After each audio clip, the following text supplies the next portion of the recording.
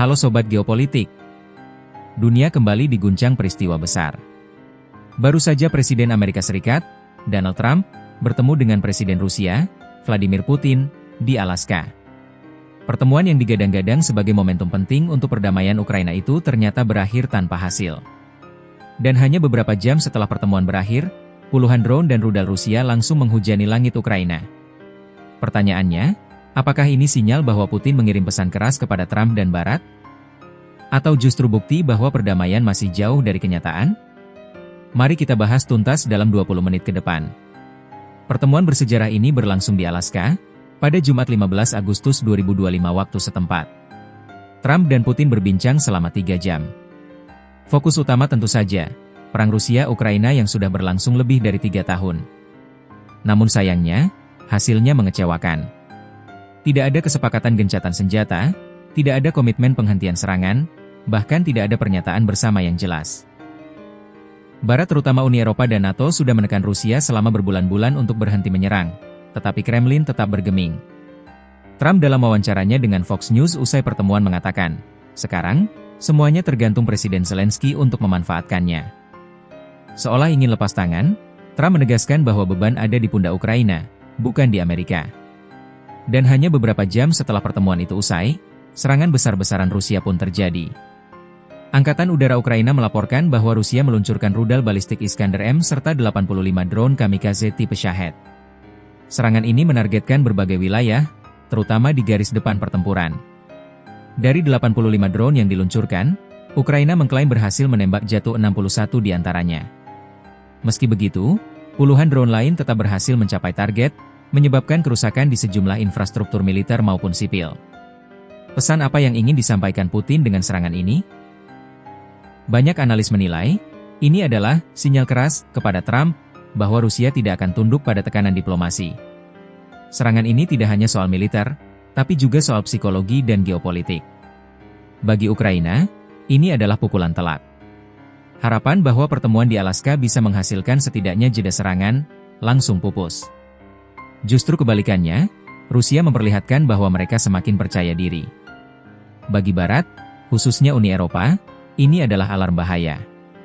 Selama ini Eropa mendesak Putin untuk gencatan senjata, namun Rusia malah meningkatkan eskalasi. Negara-negara Eropa kini harus berpikir ulang, apakah mereka akan terus mendukung Ukraina dengan miliaran dolar bantuan militer, ataukah mulai mencari jalan kompromi dengan Kremlin? Dan untuk Amerika Serikat, terutama Donald Trump, situasi ini adalah ujian besar. Sebagai presiden baru, ia ingin tampil sebagai negosiator ulung. Namun kenyataan di lapangan menunjukkan, Putin tidak mudah diajak kompromi. Di tengah drama ini, sosok Presiden Ukraina Volodymyr Zelensky menjadi kunci. Menariknya, hingga kini Zelensky belum memberikan reaksi publik atas hasil pertemuan Trump-Putin. Trump mengatakan bahwa, semuanya kini tergantung Zelensky. Pernyataan ini jelas memberi tekanan besar. Artinya, jika Ukraina gagal mencapai kesepakatan damai, Trump bisa saja menyalahkan Zelensky. Tapi dari sisi lain, Zelensky juga tidak bisa begitu saja menerima syarat-syarat dari Moskow, karena itu akan dianggap sebagai pengkhianatan terhadap perjuangan rakyat Ukraina yang sudah berkorban begitu banyak. Situasi ini membuat Zelensky berada di posisi serba sulit. Jika ia terus berperang, rakyat Ukraina akan semakin menderita. Tapi jika ia menyerah pada Rusia, ia akan dianggap lemah dan bahkan mungkin kehilangan dukungan politik. Lalu, apa artinya semua ini untuk masa depan perang Rusia-Ukraina? Ada beberapa skenario yang bisa terjadi.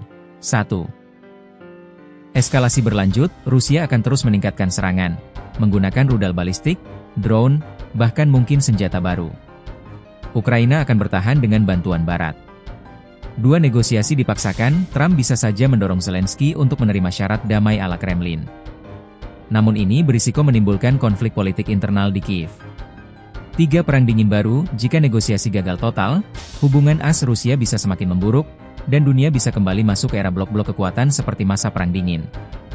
Yang jelas, serangan Rusia usai pertemuan Alaska ini menunjukkan satu hal, Putin ingin menunjukkan dominasinya, sekaligus mengirim pesan bahwa Moskow tidak akan berhenti hanya karena tekanan diplomasi. Sobat Geopolitik, apa yang terjadi dalam 24 jam terakhir adalah babak baru dalam konflik Rusia-Ukraina. Harapan perdamaian seketika pupus, digantikan dengan dentuman rudal dan serangan drone. Pertanyaannya sekarang, Apakah pertemuan Alaska hanyalah pertunjukan politik tanpa makna nyata? Atau justru ini adalah awal dari proses panjang menuju kesepakatan damai yang lebih besar? Tulis pendapat kalian di kolom komentar. Apakah Zelensky harus lebih fleksibel, atau tetap keras terhadap Putin? Jangan lupa like, share, dan subscribe agar tidak ketinggalan update terbaru geopolitik dunia. Sampai jumpa di video berikutnya.